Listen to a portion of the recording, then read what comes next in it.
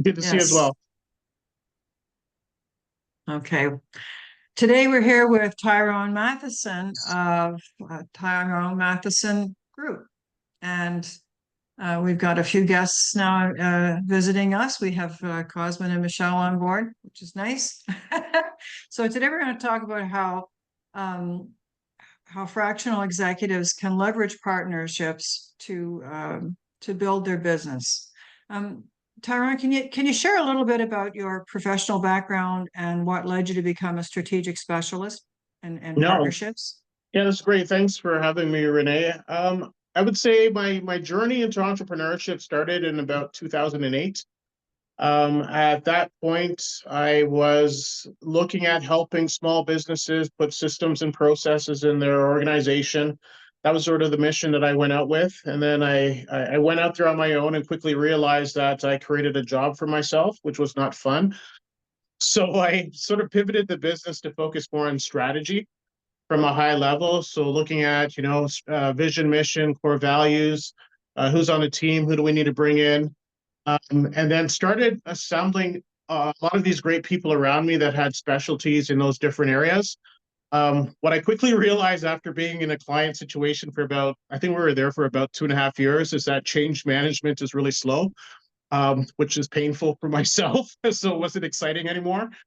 And then I had a conversation with one of a partner of mine, and he said, Tyrone, you're always good at connecting people and just really bringing people together. And I've always done that naturally, but never looked at it as a monetary thing. Just always looked at it, hey, you need help, I'll connect you to whomever can help, and then sort of walked away from it. I went down a rabbit hole. uh, Other gurus from back in the day that sort of did a lot of bartering and joint ventures and partnership related stuff, and realized that you could ethically help people by connecting and make money. And I've never come out of that rabbit hole since. And that's sort of where I pivoted in my consulting business to focus more on the partnership side of things, more so than all the other stuff I was getting involved with before. So what was the biggest inspiration that caused you to focus on partnerships as a key growth strategy? So I knew I needed to sort of niche. Didn't know how to niche as a consultant because it's difficult. A lot of the client engagements I was getting involved with always had some component of wanting to grow or diversify in their business. So I started to look at, well, is there an opportunity from connecting partnerships, distribution channels, and so forth? Went down that rabbit hole, and that's sort of where I started to focus, is that, yeah, there's actually ways to help companies to form partnerships and to form these strategic relationships. Started to realize that partnerships are everywhere, and a lot of these organizations were just using different language to communicate that. So in manufacturing, they talk about distribution. Well, they're distribution partners. And then you go in the software world, and you don't hear distribution, you hear more channel partners. Well, they're all partnerships, but it's just different language in that industry. So I started to realize that, yeah, this is actually an avenue that I can do from a business development standpoint, because no one's really going out there that I was seeing saying, hey, I can help you grow your business strategically through partnerships. And that just became the focus for myself in terms of a language thing. So how do you define a strategic partnership, and why is it a particularly powerful thing for fractional consultants to do? For me, the word strategic is just really creative. Like, how creative can you get to create these win-win situations for organizations? I'm pretty much old school when it comes to partnerships. It's really what do I have that I can give, and what do I need? And then the other side of it is who has what I need, where they can probably provide something mutually beneficial. And then it's really just creating that synergistic uh, relationship between those between that other partner and yourself. Um, I don't know how to define that more simple than that, but that would be my version of that. I think in the world of fractional, I smile because I've been consulting since 2008 on my own. I guess I was a fractional CRO starting out, but it was never really a term until now. And I think the difference being the fractional side is that someone has left some type of corporate environment and has decided to move into the consulting world. What I've quickly realized in the coaching, consulting, call it the fractional world, is highly competitive. Everyone has a special skill set that I think collaboratively brought into an organization can really benefit an organization. So even myself going in as a CRO or fractional CRO, I'm very specific and focused on strategic partnerships, where another person might say that they are a CRO, but they're focused on demand generation or something or something else. I don't do that. I'm a partnership person. But together we're stronger going into a client situation. So I think that's where I could see the fractional world just needs to start embracing that, yes, you are very good at what you do, but there's other pieces that complement you that make together as a whole can help benefit an organization. Okay, so can you provide some examples of a successful strategic partnership and its impact on the businesses involved? I can give you an example of one that I'm working in right now. So I have a client, we've been there for about a year. They were actually hiring for a partnership manager for their company. I reached out to them to have a conversation and say, why the heck would you hire a partnership manager? I don't think they were doing market analysis of the market to identify, like, you're going to be paying $150,000, $200,000 a year to have someone do that function. Have you ever looked at a fractional person doing that? They never even heard of the term fractional before. So that was kind of interesting, is that here I am using all this term fractional and they have no idea what that even means within their business. Had to explain to them that it's actually just having someone to fulfill that function that you're trying to hire on a full-time basis, but we're doing it collaboratively, remotely, or whatever. What I identified with that particular situation is that I had a skill set to bring in from the partnership standpoint. Where I lacked was resources to help for some of the list creation, for the audience targeting and things that they required as an organization. So I had to bring in a partner of mine. I've been working with him now for about 10 years, where we we basically collaborate on this client engagement, 50-50 kind of thing, where I'm the front, I'm organizing, I'm having the meetings, I'm creating the strategy around partnerships and actually revenue growth for the organization. He's facilitating from a technical standpoint who we need to target and all that other stuff in the back end. And literally this engagement has been going on since August of last year, so 2023. And it's still going strong, right? Because we're pivoting into different directions now. But it all came from realizing that I can't do it all on my own. And I need to bring someone else in. What's actually coming out of this now is that there are other key areas in their business where they need help in that I can see because of consulting background, where I'm just advising that you need someone over here that can help with that. And if you need me to connect you or to help you with that, I can help that. And then I just bring in someone else to do that.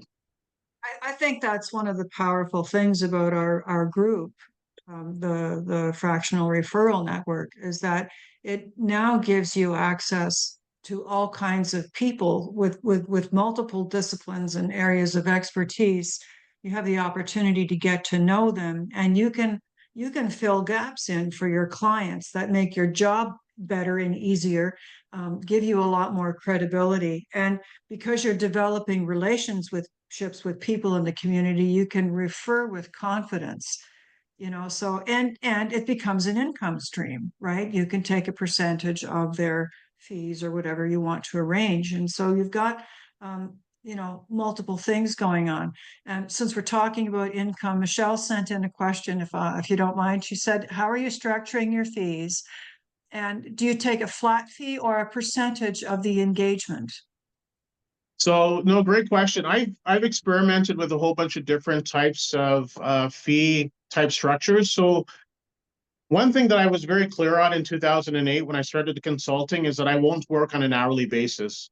Like, I don't do that. So it's either a lump sum, so call it a $50,000 engagement where they're paying that either in an installment over like 6 months or 12 months. That's sort of the way I structure. Now, what I started to do probably about 2 to 3 years ago was, man, I'm helping these organizations like do some really great things, and I don't get to participate in that. I just get my little fee, and yet I help them to grow, you know, the upside, some great growth on the upside. And I'm like, why can't I participate in that? So what I've started to do is structure my engagements now where there's a flat retainer that's always paid, plus a percentage of the upside that I bring to the organization. And then that's negotiable. So that could come in the form of equity within the organization, so actually share ownership, or it could come as a percentage of the new profits that are generated or new savings that are generated working with that company. So that I always participate in that growth. I can tell you the difference that I've experienced with that. When I came in with a fee, I was seen as a provider. When I came in with something that's tied to performance, I'm seen as a partner. It changed the conversation. That's why I'm with this company a year now, because they see me as a partner, and I'm involved in their meetings internally with everyone and all that stuff, which I think would have been very different if I just came in to say, I'm just going to provide this service and then sort of leave. So to answer your question, Michelle, I don't have a set way. Everything is determined based on who they are and where they are and what they're trying to accomplish. And then I always make sure that I structure myself so that I get a flat for myself, but then I also want to participate in terms of the upside that I want to bring to that organization, and that's negotiable at that point. I just want a little bit of clarification there, Tyrone. You said initially a retainer. Do you mean just a flat fee? Because a retainer means you're backing out hours, and you don't want to be an hourly employee, right? So it's a flat fee dollar plus a amount percentage of I believe growth. that I'm worth. Flat dollar amount that I believe I'm worth. And what I do is every engagement has deliverables, and it's easy to sort of calculate how much time and effort I'm going to have to put into those deliverables. So I'll give you an example. There are months when I don't do anything, but your margins are really high because we've already hit those deliverables. And then there are months where, man, I'm actually having meetings and I'm involved and I'm doing a lot more, where your margins are a lot smaller now. So it ends up balancing out. The key ends up becoming a time thing that you have to manage yourself and whatever resources. But I sort of have a dollar amount that this is the minimum that I'm willing to work for. And I sort of work within the premise of that. And that part's never communicated with the client. Like, I don't say, hey, this month I'm going to be doing 20 hours or 40. No, I don't work like that. It's like, here's the deliverable, and this is what is going to, like, how long it's going to take us to do that deliverable. Excellent. So what are the first steps a fractional could take to identify and approach a strategic partner? So I probably have like the framework that I have right down. I call it BDA: before, during, after. And then what I do is I look at the client or customer that you're serving first, on who are they, what do they do, who do they serve, and where are people before they get to that client in terms of the product or service, and where do people go after they leave that client. And that sort of forms your partnership ecosystem. So coming into that engagement, I do the same kind of thing. So if I'm a CMO going into an organization, the mentality is, okay, where are their customers or clients before? Who are they talking to before? Because maybe there are people within that sphere that I have to talk to, negotiate with, because that could be a strategic opportunity that you can create for that organization. And then understanding where clients go after, again, could be an opportunity from a referral, you giving in that situation. So you're trying to figure that out. And then that's what I do from a partnership standpoint. I look at where the customers are before they get to me, and where do they go after? And I put that in the context of the client that I'm working with. So I'll give you an example so that this is a lot easier to understand. If I'm working with an accounting agency, accountants, their clients are business clients. Where I'm naturally going in that is, well, before they came in here for tax, where were they before? Oh, they were probably talking to lawyers. Great. I want to make sure that I form partnerships with lawyers.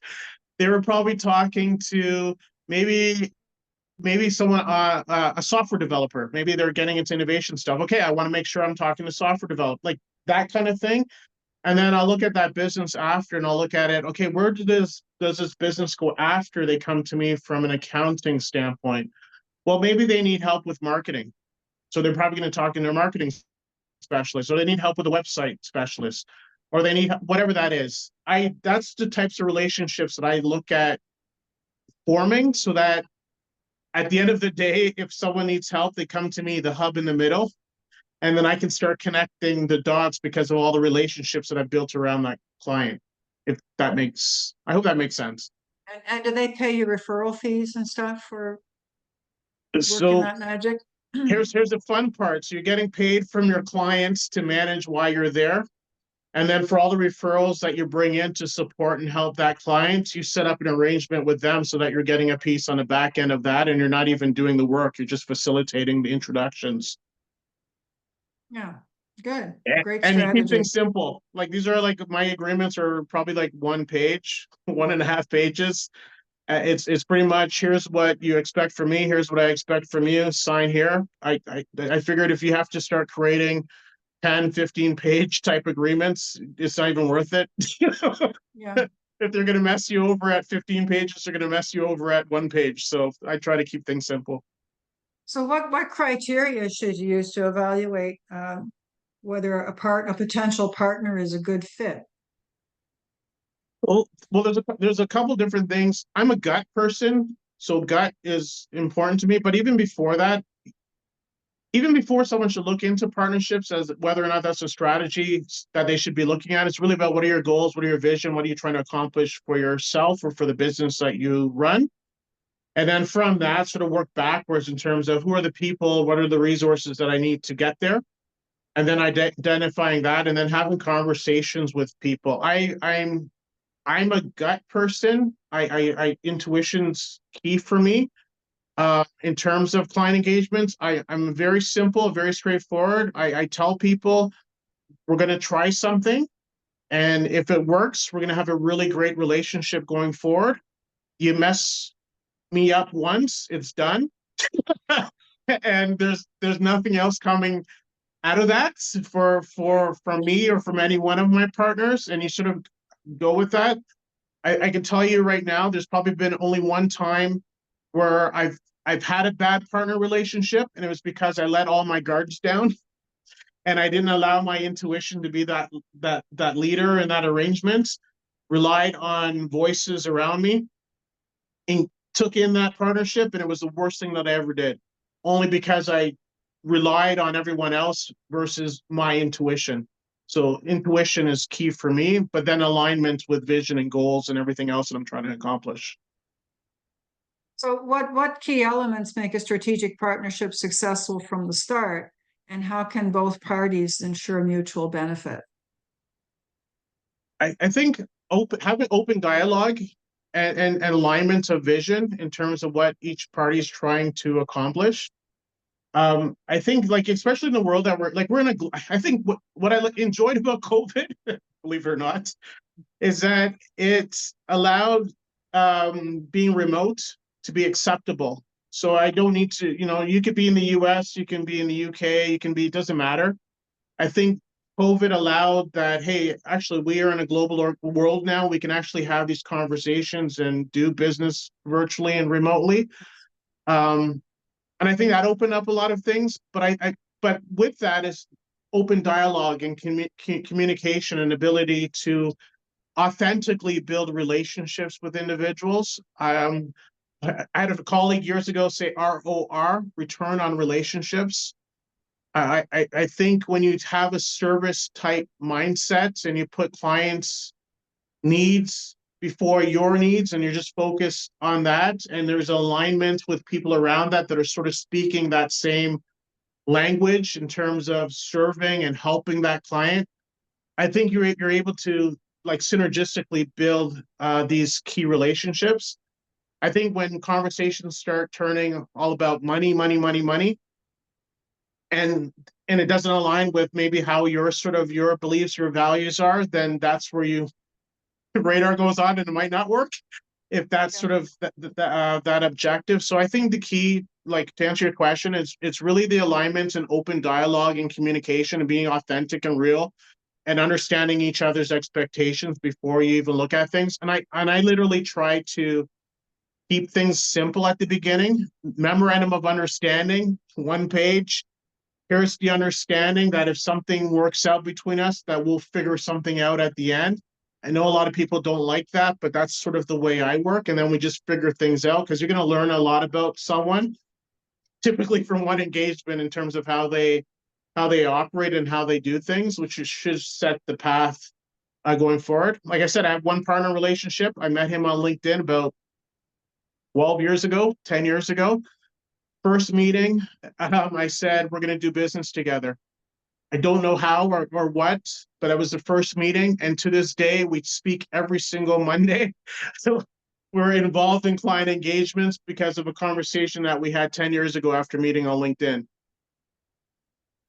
Nice. So as fractionals transition from, big corporate environments to supporting smaller businesses, there are a lot of challenges that happen in that, because, small businesses are a bit of a hot mess. Right. And when you have all this structure and all these great things in place that big companies have, it's a bit of a culture shock. But how can fractionals manage that transition and leverage strategic partners to help create a more solid business for the small business owner? No, that's interesting. I think first off is the corporate world, and depending on where the fractional person's coming from, I think that's going to have key in terms of those relationships that they do have. So if you're coming from a corporate environment where you've dealt with, Fortune 500 type organizations, and then you're coming into a world now where it's owner run, it's family run, there are no hierarchical kind of situations. You're actually having conversations direct with owners. It's a different animal because you're moving from a world where this is my baby. This is what I built from the ground up. And then if you're coming from that corporate world, you really have to understand that side of things, where a lot of individuals from a partnership world, lots of egos, a lot of individuals that are working with small business owners, they understand that. Like I could say from 2008, I don't even know how many years ago was that, like 16 years, I've been working hand in hand with small business owners from every aspect, right? And that's the area that I like to play in. So you get to understand personalities, you get to understand what you can say and can't say, you get to understand how quickly they want to move or don't want to move because you've been in that environment. And I think partnering with individuals that have that level of experience dealing with small business owners can only help someone that has the expertise of the corporate world, where they can bring things down and they can bring it in bite-sized stuff that a small business owner could leverage and use. But I guess it's just communicating that in a way so that they do understand it. So there could be some place here where small business owner, a small business consultant, I need some of those corporate experience that you have, because those corporations did well for a reason. But are there principles, are there things there that we could bring to the small business owner so that they understand? Yep, I can help translate that and communicate that for you so that we're all on the same page and we're all providing value. So I think that's where you're going to have this. You have to have that synergy, because I think anyone coming in with just that corporate mindset in a small business, working with a small business owner, it's not going to work. Yeah. They move Yeah, at different speeds. you have to be very, very flexible. You have to be And flexible in this space for because sure. they just don't have a lot of structure the way big corporations do. And you have to be prepared for that, and but they're fun. I love small businesses. And it's funny, like I know being in Canada, like we just find small business as under 100 employees. So you look at the Canadian market, you have a little over 1 million businesses in Canada. and like 96% of them are under 100 employees, Yes. right? And then in the US, I know it's a different language because they get into size of organizations, revenue. There's a whole bunch of different factors that factor into that.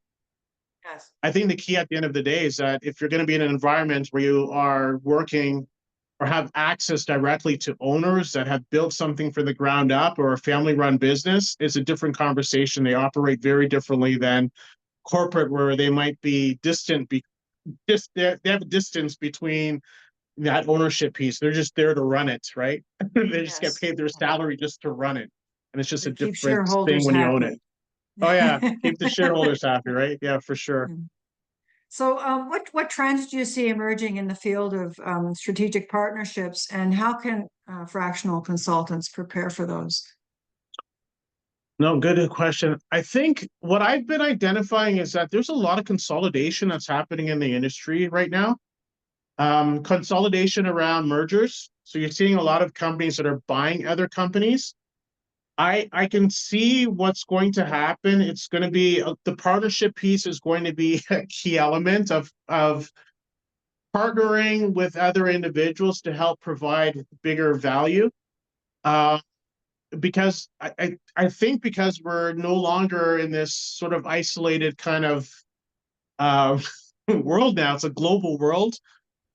People are looking for access to different things in order to compete and keep up with with everyone. So, if you're looking at getting into a new market, before that used to take a long period of time to get into a new market. Now it's like, okay, who do you know that's in that market that we can partner with? You want to get into Africa? Yeah, I got distribution in Africa. You want to get into Turkey? Yeah, I got partners in Turkey that can help you.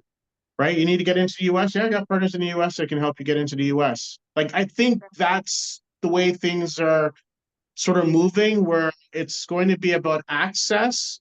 And in addition to the access, the expertise that you bring to the table, that's going to have to differentiate and separate you from everyone else that's out there, because there's a lot of money that's being moved around right now. There's a lot of money on the sidelines, and the world is changing quickly. Yes, yes. So, what final piece of advice would you give a fractional executive slash consultant looking to leverage strategic partnerships or to grow their business? I yeah. What I like about partnerships is leverage. I like the ability to be able to leverage other people's audience, other people's clients, other people's contacts, time, resources, whatever you want to add to that. I think if you're a fractional that's starting out, or even have been doing it for years, if you're looking for a quick way to grow, it's really about looking at what do you have that you can give and what do you need. And then figuring out how you can create those synergistic relationships. Because if I wanted to double my business today, I would go partner with someone that would allow for that to happen. Or I'd go out Okay. and acquire a business. And I think if you're in that fractional world, it's trying to have that mindset, is that, yes, I'm a guru at X, but there's so much more to business than what I do as a guru as X. How do I make sure that I cover every aspect or every part of a business, so that when I go in there, I can truly provide value outside of what I do as X? And who are those individuals that I can bring to the table that can help with that? And I think if you take that kind of approach, you'll start to realize that your engagements are no longer just you, but it's you and four other people. And you don't even need a lot of clients. It's really, you're probably going to have a handful of clients, but you're so entwined with their organization because of all the different things that you're bringing and all your partners are bringing, that you're not going to have to look for the next gig per se, from that standpoint. So I think that the collaborative and really taking a holistic approach to business development is going to be key for fractionals that are entering in. They have to look beyond what they do. It's the business and what problem that business is solving, who they're solving it for, and then how do we truly provide value to that business owner directly and indirectly through other people and resources. That'll be key. Okay, excellent. I'd like to give Michelle and Cosmin a chance to ask a few questions. You can unmute yourself and fire away. Yeah, Do you have Tyrone, any questions? can you hear me? Yes, I Yeah. can. All right. I apologize. I feel like my camera is delayed a little bit and it's throwing me off a little bit. So fantastic feedback and awesome career, since 2008, just kind of doing obviously consulting, shifting trend, fractional. I think given that the fractional industry has significantly grown with people that have entered as fractionals, and many are starting off. When it comes to strategic partnerships and leverage that you talked about, because I'm 100% on board with that. What are the expectations from a time frame of contact to contract or contact to income? Because I've experienced where I've given, and there's a point where it's like, I'm going to stop now and move on. So I'm just curious from your experience, like, what's the realistic expectation when you leverage strategic partnerships from a contact to income? No, that's a great question. It all comes down to the relationship that I think people have with whomever's making the decision on the other end, and the level of urgency in terms of the problem that they're trying to solve. So I try to combine both of those, right? Like for me, it's relationship first, and then let's talk about what challenge problem you're trying to solve, and then how we can quickly solve that problem. Sometimes you don't even have to get into a full-fledged engagement to help someone solve a problem, right? For instance, if you currently have, Cosmin, if you currently have a problem in your business, and I can help solve that by making a phone call and connecting that, I'll do that. That's going to help solidify our relationship because I just helped you solve a problem. And it'll probably put you in a position where you're quicker to make a decision on your end. I don't think I would say that a lot of the engagements that I've had have come from my network or have come from building relationships, like truly trying to understand where people are, what they're trying to accomplish, and what they're trying to solve. It's rarely about this is what I can do and this is how I can help. It's really about, okay, what problem do you have and how can I help solve that problem, and is it urgent? And I think I know for myself, and that's probably just over the years, when I pivoted to that, it became quicker in terms of how quickly do we get an engagement and sign. I can tell you right now, I'll use LinkedIn as an example. I have a client, actually, I'll say he'll be a second time around client. The first time was, I think, when I looked at my notes, I think it was 2020, fall of 2020 was the first time he became a client. It started with a conversation on LinkedIn. And then I kept maintain conversation, checking in, seeing how you're doing. And again, very casual, no CRM related stuff, just identifying him, posting stuff. And we're in the middle of probably actually this month or September, we're starting a massive engagement with the same guy that came from a startup to now he has like 70 plus employees, but needs help, really needs help now. Mm-hmm. And it's just been, and it's been just casual checking in, how you doing, but it's ROR, return on relationship, right? So I don't think there's a number to say that, hey, it takes a month or 3 months or 6 months in order to get something where it turns into money.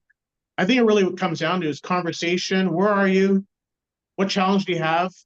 What are you trying to solve? And how can I help you solve that? And I think when you have that focus, then you can start looking internally to say, is that something that I could physically help solve right now? Or is that someone that I can bring someone in to help solve? But if I help solve whatever that is pressing, I know because of rule of reciprocation, it's going to turn into something for me. Regardless, it'll turn into something because of that. Give first. But I hear you. Sometimes you give. It's like, I'm not getting anything in return here. But I think seeds are being planted. Yeah, and I think it's more of a time management thing too, right? Where, you need to use that judgment, if you will, and like you said, right, a simple communication on LinkedIn via DM or engagement, 5 years ago, or almost 5 years ago now, or 4 years ago, right, turned into something that was more concrete. So Yeah, thanks for that insight. And I'll even add to that, you could even do like, I like memorandum of understandings. It's just a simple, call it a gentleman's handshake for lack of a better word, in terms of, if I do this for you, here's my expectation. Sometimes even having that alone can quickly lead to having a contract with that organization, because there is no skin in the game outside of whatever is in the terms of that MOU. Which could trigger into a bigger engagement. So you have this problem right now, and the idea here is that if I help you solve this problem, you are going to give me this in return. Are we in agreement? Yes, we're in agreement. Great. And if I know that it's low-hanging fruit and it just requires me to pick up a phone or do something, I'll do that day in and day out, because I know we have this agreement and I know it's probably going to turn into something bigger. So sometimes you just look at those things as well. Yeah. Thank you. Any questions, Michelle? I've had similar situations where I've had, multiple conversations, and I spoke with a coach recently and he's like, are you asking for or sharing at the end of the conversation?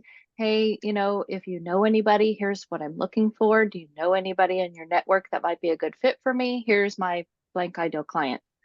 And so that's something that I need to, work on for myself. But I do appreciate the whole partnership, because I am very much a giver as well. Like, I will say, hey, I'll put you in touch with this person and that person, and I never ask for anything. And so, now it's kind of like, this is a very interesting topic, and I'm so glad that I joined, because it is, something that could yield, in terms of at least some revenue in that way. So I do have a question that kind of follows on that. Like, when you do create that partnership, and if it's not a partnership within a client that you're working with, where you're working together, but you're putting somebody in touch with somebody, is it like a flat fee, or are you saying, if you do business together, I'd like a percentage of that? How is that working for you? Like, how do you manage that now, that relationship that you have set forth?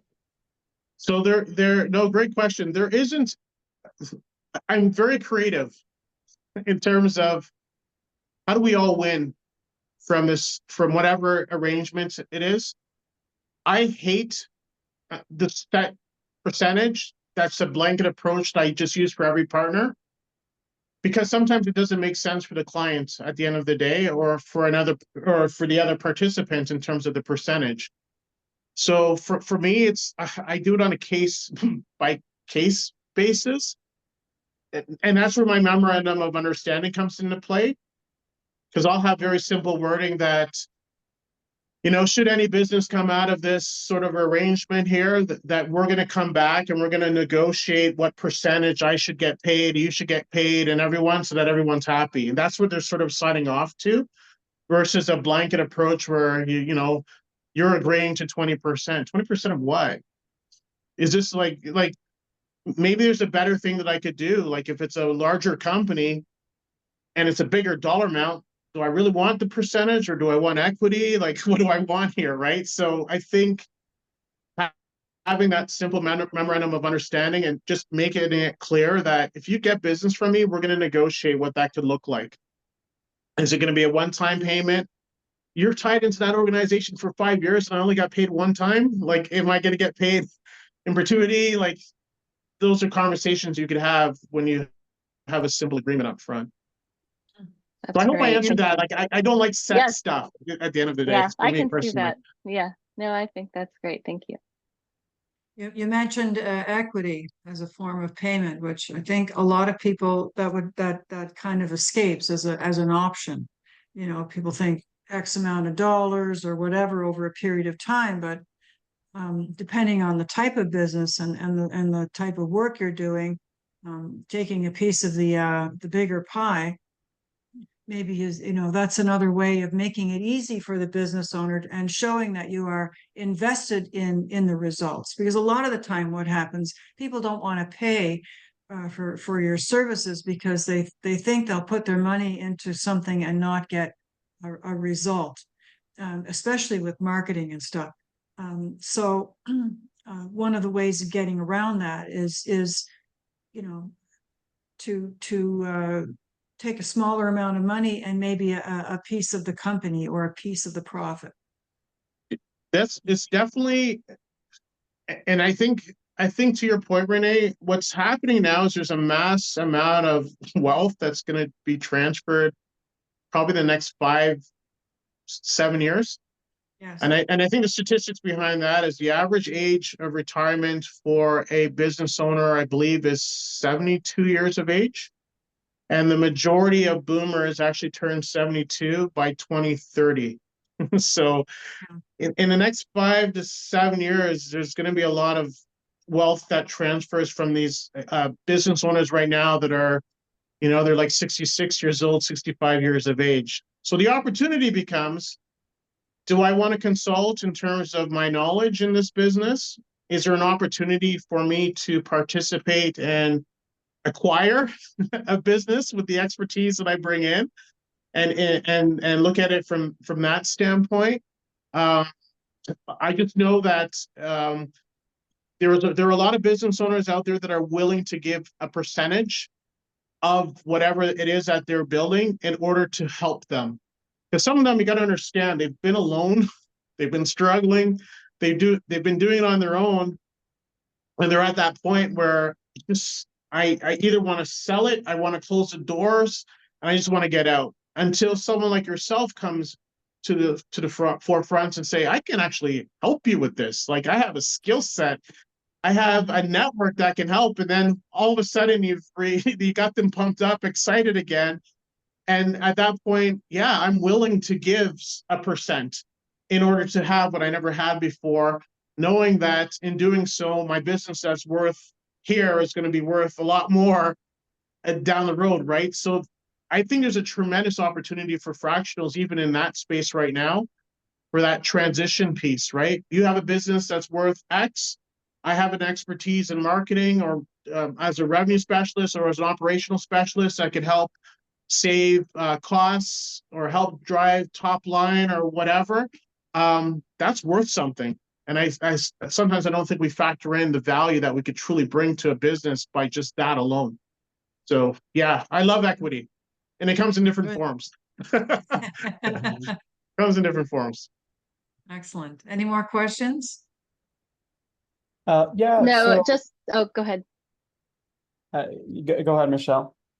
I was just going to say, I love the Shark Tank mentality, because it's, thinking about a person's business and how can you help, and how excited are they, and how invested are they, and kind of taking that mentality of, well, I can help you and I want a percentage, or, kind of that thing. And I think that kind of helps frame it for myself, because I watched the show. So it's like, oh, okay, that kind of just clicked for me. So thank you for kind of talking through that, because it just really triggered that mentality. And I think because other people watch that show and it has been very popular, it is that kind of investment in another person's company that says, yes, I love what you're doing, I can help you, this is, what I'm offering, and if I can, get a percentage, whether it's 1 or 2% or whatever it happens to be, or whatever we kind of conjure up that is fair.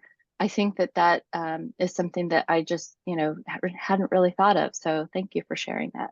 Just I'll word of I'll add to that. Milestones. You make it milestone driven, right?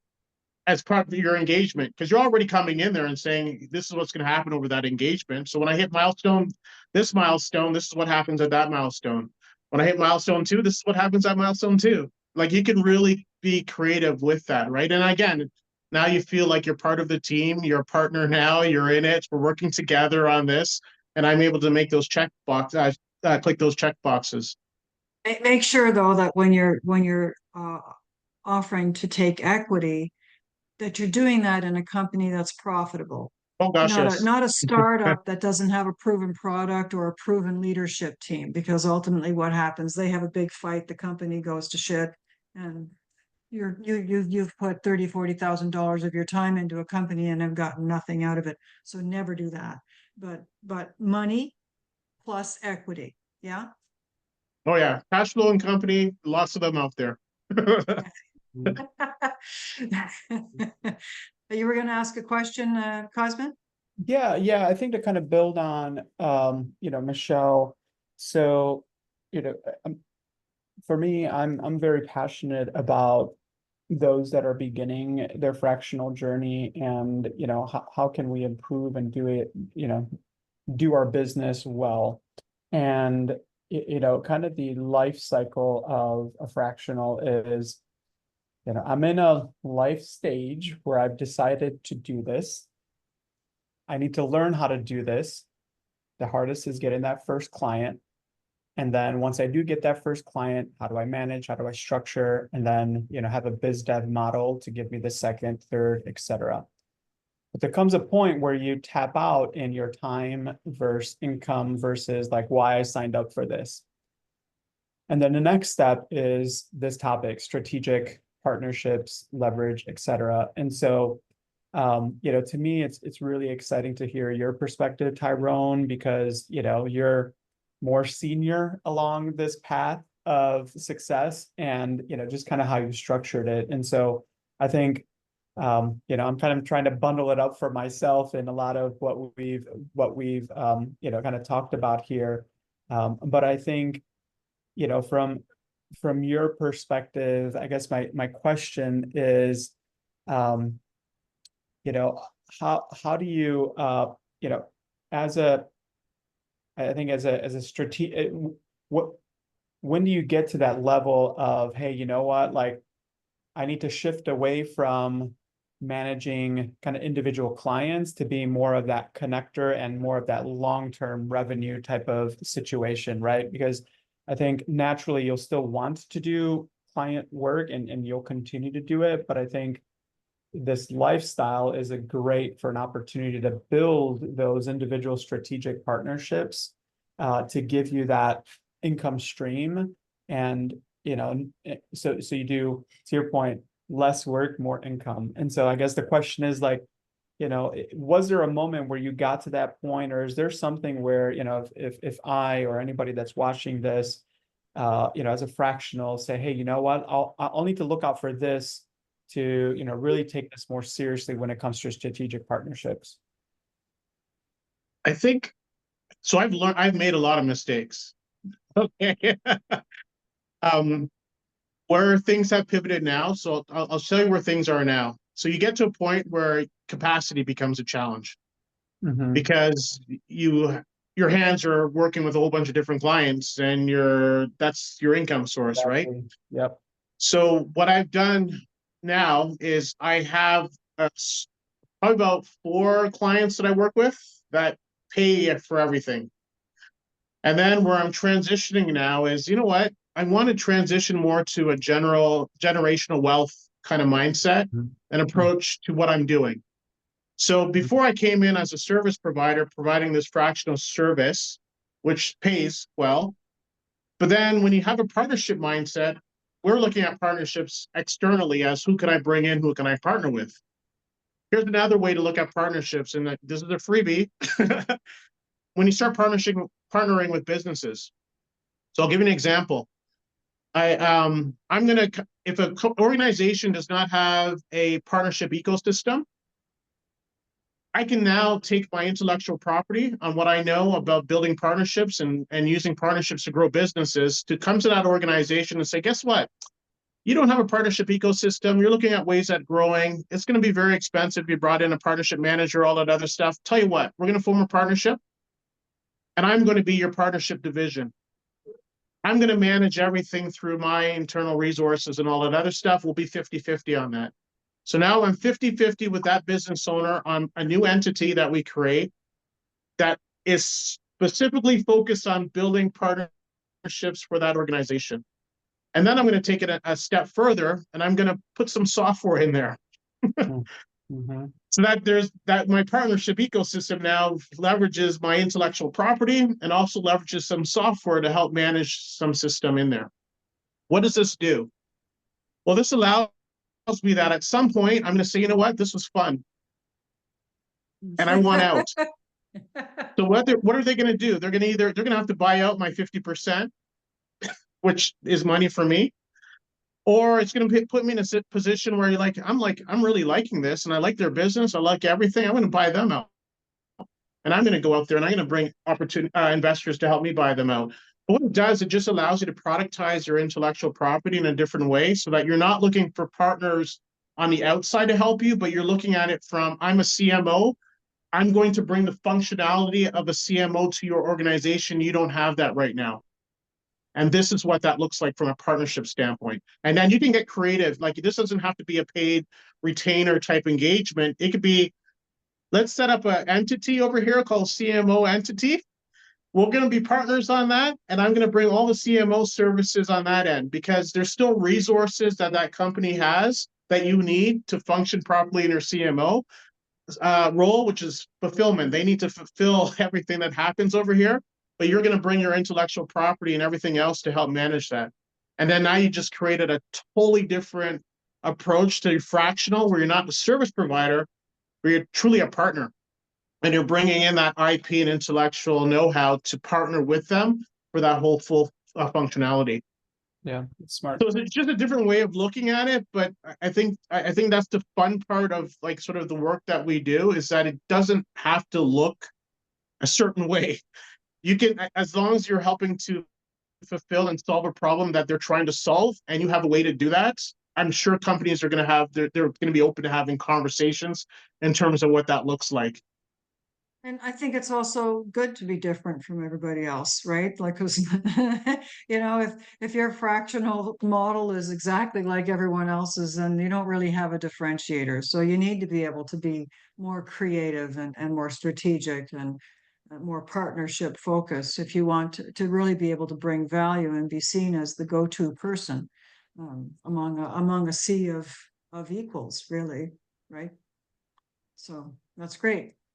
I think I've really enjoyed this conversation, Tyrone. Thanks, Thank Renee. you. Yeah. Has anyone else got any more questions or things they'd like to say? You're all good? Okay, well, let's call it a day. My group is the, I was going to say the referral partnership, the Fractional Referral Network on school. You can reach out to me, Renee Cormier, on LinkedIn. You've got a wonderful team of people here: Tyrone Matheson from Tyrone Matheson Group, Michelle Silva and Cosmin Gabriel are both Fractional Chief Marketing Officers, and now in the partnership space. Love it. So anyway, Thank you. have a wonderful day. I'm going to stop the recording right now. All right. Take care, everybody.